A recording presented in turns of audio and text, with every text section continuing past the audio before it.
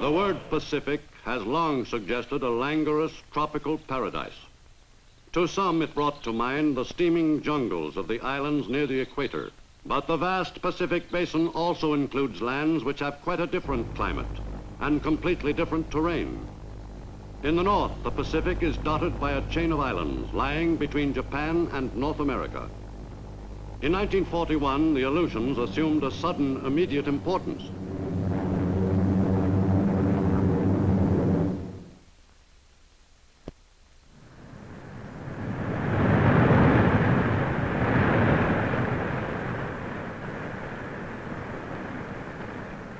Of all the lands which were to become battlefields in the first truly global war, the Aleutian Islands were among the areas least suited to the conduct of successful military operations. The U.S. paid little attention to its desolate island chain before 1940, but Japanese fishermen were well acquainted with the area. Since early in this century, Japanese fishing ships had worked all the waters off the Aleutians and off the Alaskan coast. Ignoring repeated U.S. protests, the Nipponese fishing fleets investigated every cove and every passage which might be of interest to the Japanese Navy one day. Throughout the area, it was felt that some of the Japanese fishermen were probably naval officers in disguise.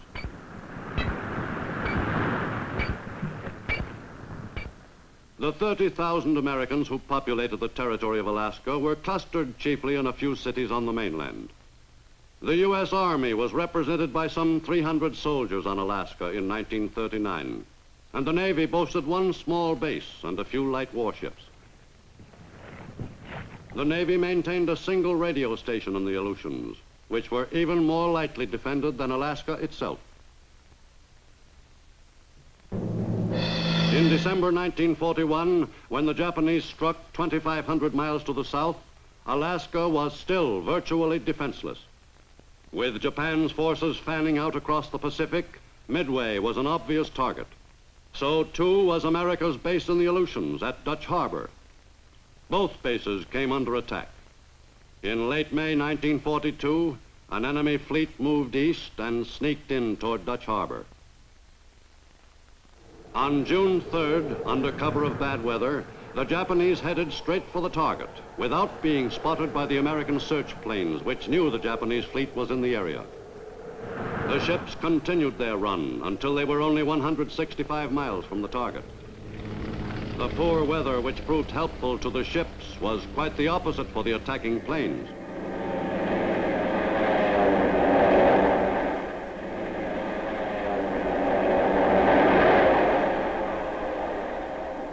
Of the planes which left the Japanese carriers for the strike at Dutch Harbor, many were subsequently forced to turn back. But those that got through, 17 planes, made it a most successful strike from the Japanese point of view. Over Dutch Harbor, the weather was good, and the pilots had no trouble finding likely targets. The tank farm, radio station, Army barracks, and moored Navy planes. In 2 attacks, Dutch Harbor suffered appreciable damage to its facilities. On the west coast of the United States proper, the attack on Dutch Harbor brought the war even closer. Preparations for the defense of the nation were intensified. In the states bordering the Pacific, an enemy attack was considered imminent. Soon after the enemy strike on Pearl Harbor, the Japanese living along the west coast were quickly moved inland, away from critical defense areas.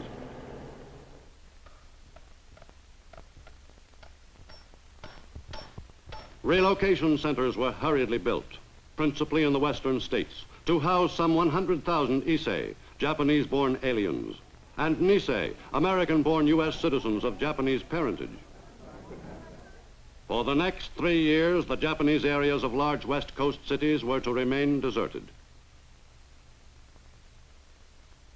In the Pacific states, defense preparations were taken with growing seriousness as enemy submarines ventured into waters just off the U.S. mainland. An enemy air attack was regarded as a distinct possibility at almost any moment. The coastal area, stretching inland for 150 miles, was ordered thoroughly blacked out. The simple dim out was over. Under the new ruling, not a ray of light would be visible to guide any enemy vessel offshore. coast artillery was emplaced along the shore from the Canadian border to Mexico. The entire west coast became an armed camp.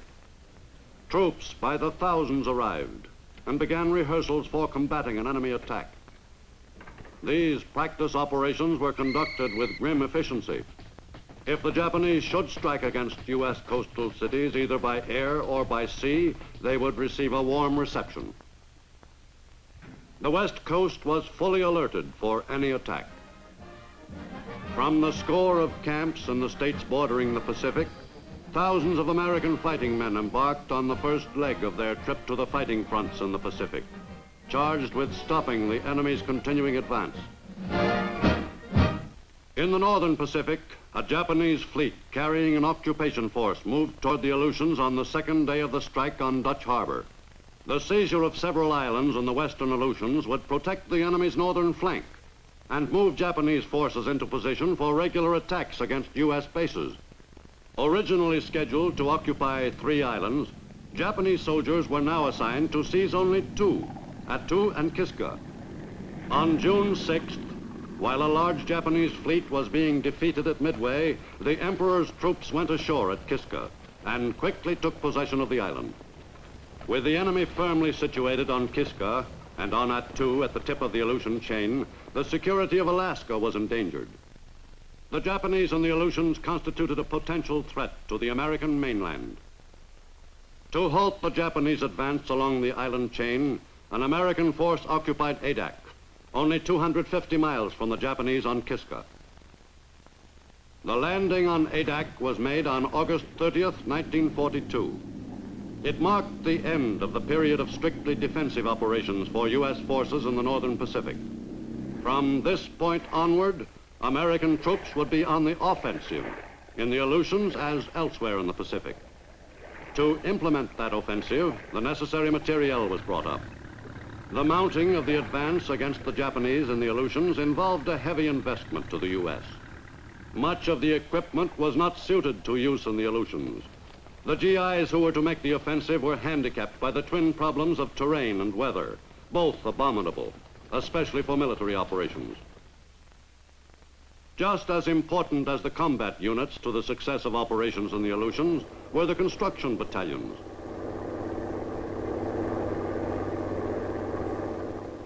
Building an airstrip in the northern Pacific was somewhat more of an operation than it was anywhere else. The work at Adak was rushed. From that island, American bombers could plaster the Japanese on both Attu and Kiska, softening up those islands for U.S. invasions. Throughout the Pacific, the construction of an airfield nearer Japan always signaled an important step forward toward eventual victory. Only 2 weeks after the GIs landed on Adak, the engineers put the finishing touches on the first airstrip. In January 1943, U.S. troops moved to Amchitka, only 50 miles from Kiska.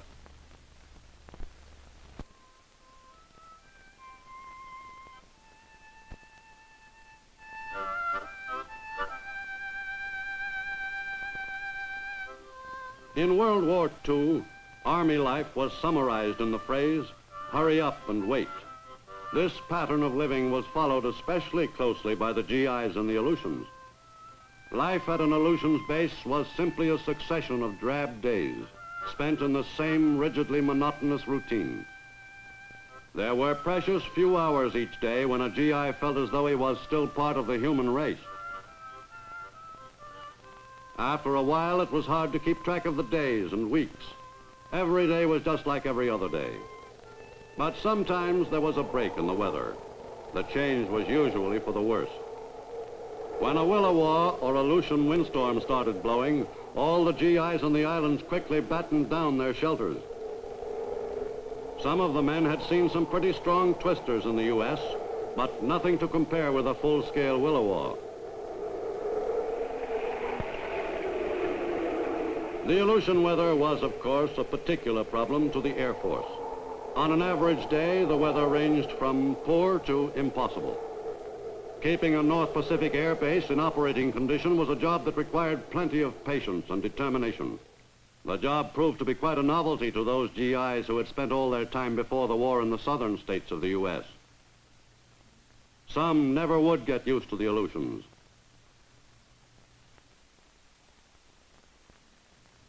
When there wasn't a willow to worry about, there was often snow to complicate flying conditions. And when there was snow at an Aleutian air base, everybody kept busy. Because of the frequency of thick fogs, the planes were able to fly missions against the enemy only on comparatively good days. And most of those were far from what was called ideal flying weather. The planes of the 11th Air Force were ready to take off on strikes against the enemy at a few moments' notice, whenever weather permitted. In late 1942 and early 43, all possible air power in the Aleutians was assigned to the job of knocking out Japanese positions on Attu and Kiska. The commanders of the units which were to bomb those islands carefully studied the latest air photographs of the areas. By picking as targets the facilities most vital to the enemy, the all-important airstrip, the seaplane hangar, coast defense guns, the Air Force could cripple Japanese offensive operations from their newly won bases. Before every mission, the pilots were briefed on their specific objectives. Then, when the weather permitted, they prepared to take off on the 250-mile hop to the target. No matter how good the weather report, the pilots could never be entirely sure that favorable conditions would hold over the target. Aleutian's weather was especially changeable, and the pilots had learned not to expect much in the way of continuing clear visibility. All they could do was head west and hope. The U.S. could not be sure of the extent of Japanese intentions in the North Pacific. The only way to keep the enemy from expanding his area of control was for 11th Air Force planes to bomb the enemy's installations on Attu and Kiska as frequently as possible.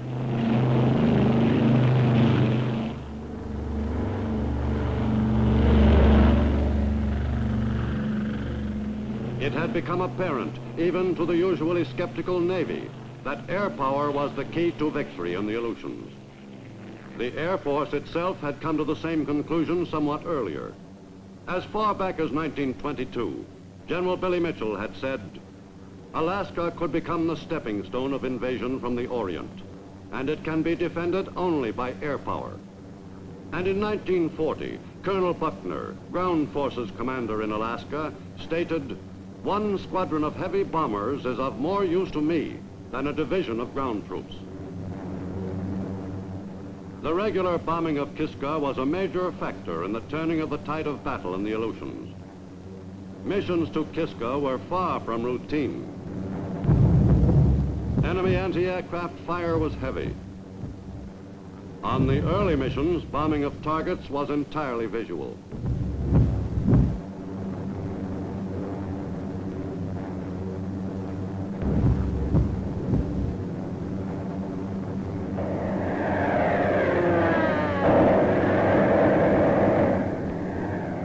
Special attention was given to plastering the Salmon Lagoon runway on the island. Constant bombardment of the strip hampered construction and prevented the Japanese from bringing in land-based heavy aircraft.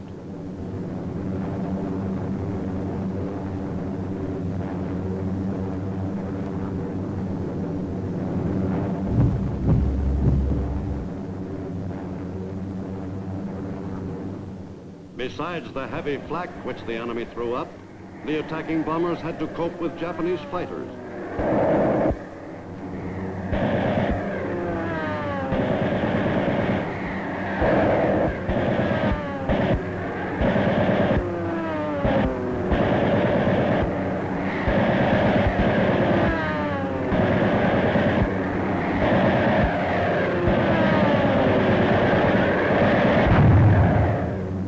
Bombing the enemy was only half the battle. If the weather was clear over the target, there was a good chance that their base would be fogged in. The pilots in the 11th Air Force flew with the added mental strain of being aware every moment they were in the air that death from exposure would probably follow bailing out or a forced landing, even if they were lucky enough to land in one piece.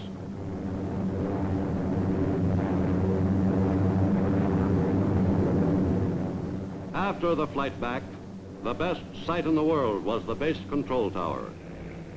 Whatever the weather, each landing in the Aleutians was a new adventure, even for veteran pilots. Many of the 11th Air Force pilots who had been trained in Texas had to readjust completely to conditions in the northern Pacific. Since the complement of planes in Alaska and the Aleutians was fairly limited, the loss of even one plane would be keenly felt. The pilots always had to contend with fog, high wind, rain, or ice, always more of a hazard than the enemy.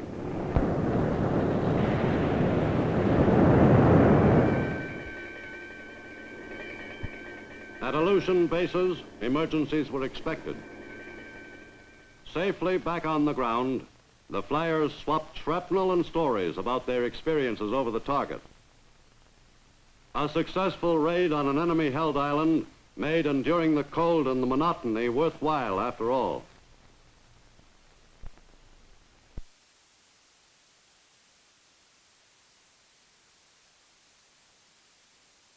In May 1943, a U.S. assault force moved toward Attu, the Japanese-held island at the tip of the Aleutian chain. On the morning of May 11th, the invasion force stood offshore.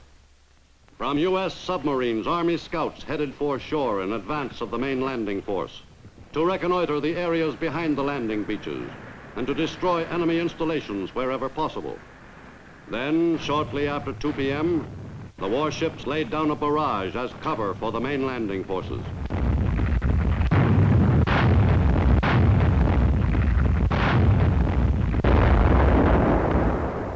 After several delays, the Northern Force troops started ashore in mid-afternoon. Their landing was to be made at a point about 3 miles from the main Japanese camp on the island.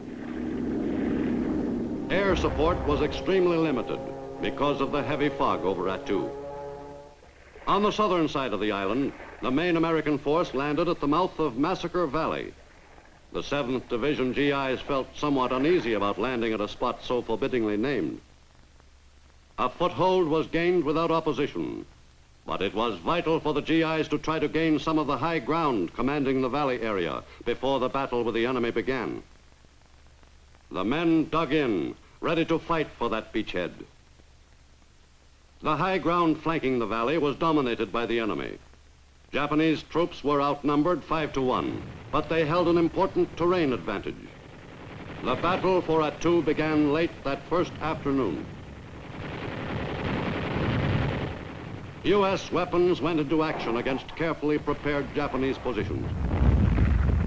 The GIs were handicapped by equipment and clothing which proved unsuited to the demands of Aleutian weather and terrain. The enemy, on the other hand, was well prepared for this type of warfare. The Japanese fought savagely to retain possession of the strategic high ground. Some GIs almost gained the heights before being driven back by the enemy's withering fire. For 19 days, the battle for Attu raged on.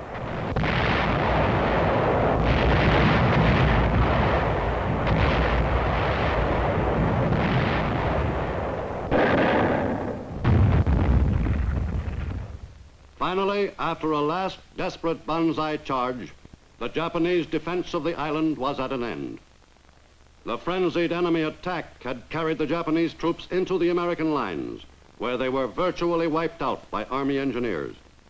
Most of the remaining Japanese who were not killed in the hand-to-hand struggle committed suicide rather than surrender. After the annihilation of the Japanese force which had made the banzai charge, the Imperial Japanese High Command, 1,800 miles away in Tokyo, conceded defeat on May 30th. In the retaking of Attu by the U.S. Army's 7th Division and supporting units, 1,100 soldiers were wounded. 400 soldiers gave their lives in the battle for Attu.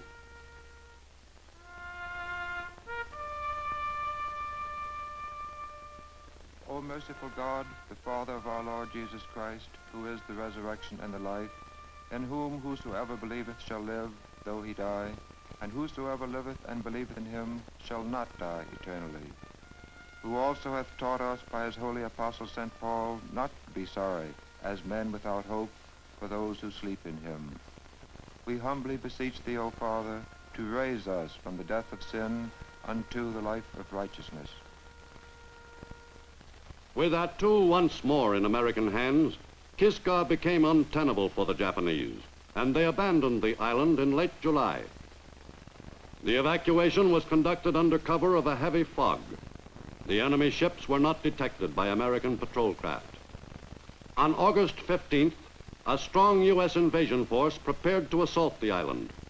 Making the attack were the U.S. Army's 7th Division and supporting units of the Canadian Army and U.S. Western Defense Command. The GIs who were to spearhead the assault were warned to expect Japanese defenses about 7 times as formidable as those on Attu. The invasion troops were prepared to storm ashore and overpower the enemy.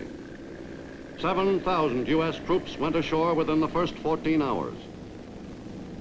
An additional 4,000 men were ready to land in support of the original force.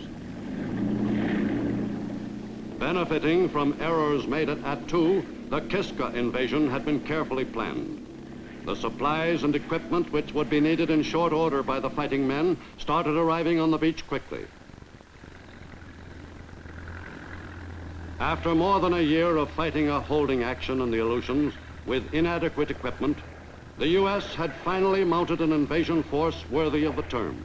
Kiska was the consummation of all the effort that had been poured into the Aleutian War by the U.S. But the assault troops found no Japanese. There was considerable evidence of the effective work which had been done in the area by the U.S. Navy and Air Force. The enemy had been under heavy bombardment from sea and air for about a year before evacuating the island. Japanese equipment on Kiska indicated that the battle would have been a bloody one if the U.S. invasion had been made a month or 2 earlier. Many of the GIs felt relieved that the invasion had turned into a simple occupation.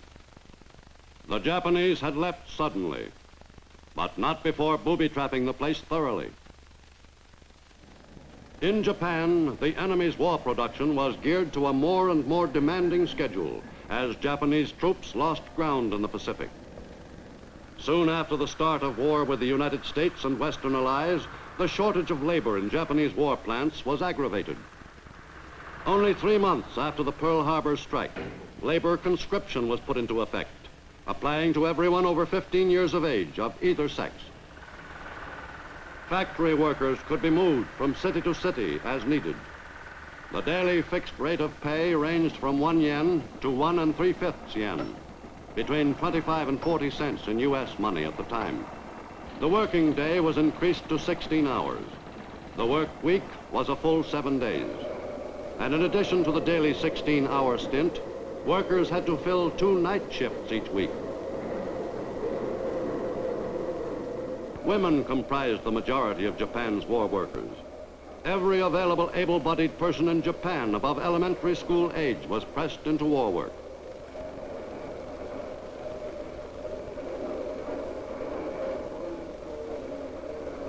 The energies and resources of all of Japan were concentrated on crushing the hated American enemy and winning a brilliant victory for the glory of Imperial Japan and its militarist leaders. With the Aleutians completely regained, the U.S. command turned its attention farther westward to the Kuril Islands. Paramushiro, the most important target, was bombed regularly by U.S. planes beginning in mid-1943. En route to the Kurils, American pilots often practiced on Japanese ships.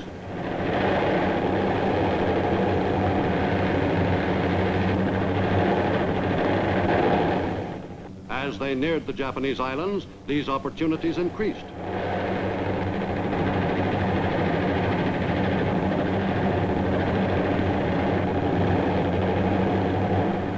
The 800-mile trip from the western Aleutians to the northern Kurils soon became a routine mission. The principal targets at Paramushiro were airfields, fisheries, and canneries. All were given careful attention. From mid-1943 until the end of the war, 11th Air Force planes kept Paramushiro effectively neutralized. U.S. air power had successfully disrupted Japan's aggressive moves in the North Pacific. Below the equator, the job of pushing the Japanese back involved a different kind of warfare. In the jungles of New Guinea, Allied fighting forces were engaged in combat with the enemy from the early months of the war. Go forward, men of courage, in the freedom fight. Let every tyrant feel your might. For freedom and justice, forward, sir, relentlessly marching on. For freedom's constant Christ is eternal vigilance. Go forward, men of courage, in the freedom fight.